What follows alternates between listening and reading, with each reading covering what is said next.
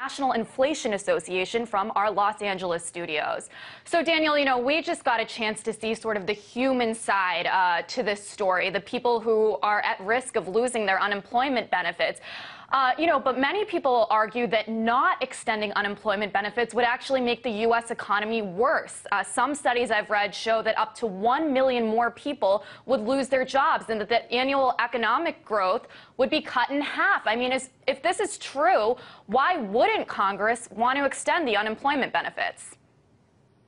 Well, they're really in a rock and a hard place because there's so many distortions in our economy. That's what's causing the weakness in the long-term labor market.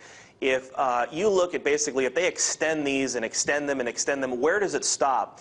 Because yes, these do technically continue to keep the economy sluggishly moving, but you have to remember the economy already has so many distortions. So any jobs that are actually created from people with unemployment benefits spending, those are jobs simply dependent on government stimulus, which is the unemployment benefits.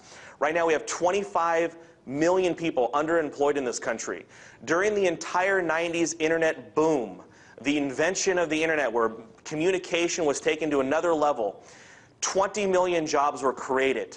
It would take something like that just to absorb almost the jobs that have been lost in the last 2 or 3 years. Yeah, clearly something major needs to happen. But, when we talk about Congress, it's the same Congress that's willing to extend tax breaks for the richest Americans out there, even though studies show that this group actually spends less than the people who get unemployment benefits. I mean, does that make sense that they're willing to make rich people richer, it seems, and poor people even poorer? Well, it doesn't make sense, but of course you have to remember that rich people don't hoard their money. They do invest it. They do create capital.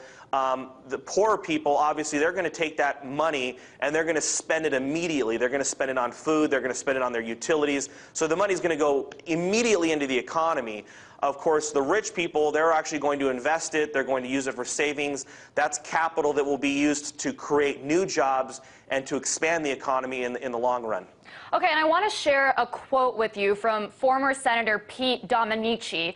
He recently said this in The Economist, I believe, that America is on the threshold of potential economic devastation.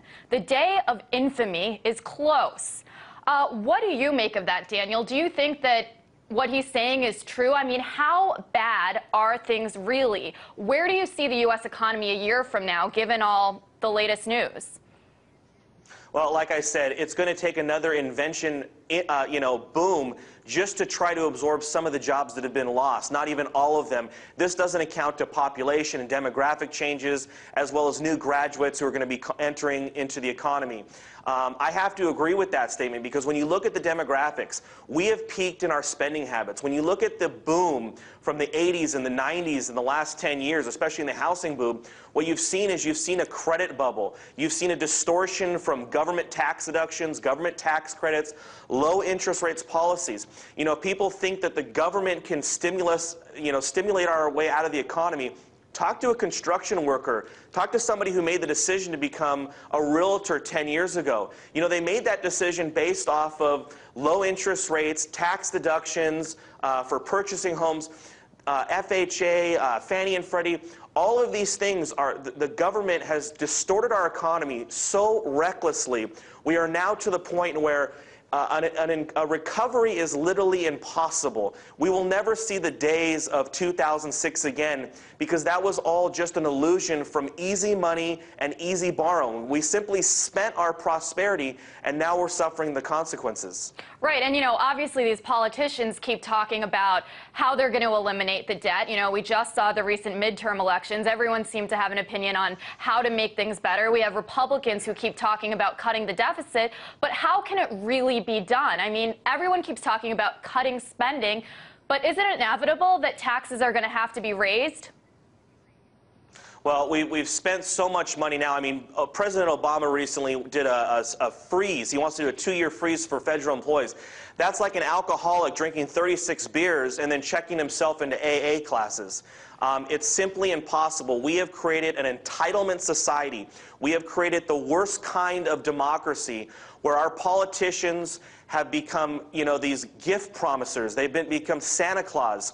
And, you know, this new thing that came out with Obama's deficit panel, look, they can throw the thing in the trash because just like Bush's Social Security panel and his tax panel, this thing's going straight in the trash because the fact is congressmen and senators are more concerned about getting reelected, and the way they get reelected is they continue taking people's money and then giving it back to them in the form of some type of gift, like Social Security or like a housing credit or cash for clunkers. Just more policies that are going to distort the economy, but unfortunately the American people have become consumer slaves and entitlement slaves. They're constantly waiting for the government to give them something, and they're going to vote in those politicians who promise to give them something. So I really don't see politicians cutting anything. Even though the Republican Party won on a mandate that we're to cut spending, we're to cut the deficit, I really don't see this happening because the Republican policies of the last 10 years are kind of what got us here in the first place.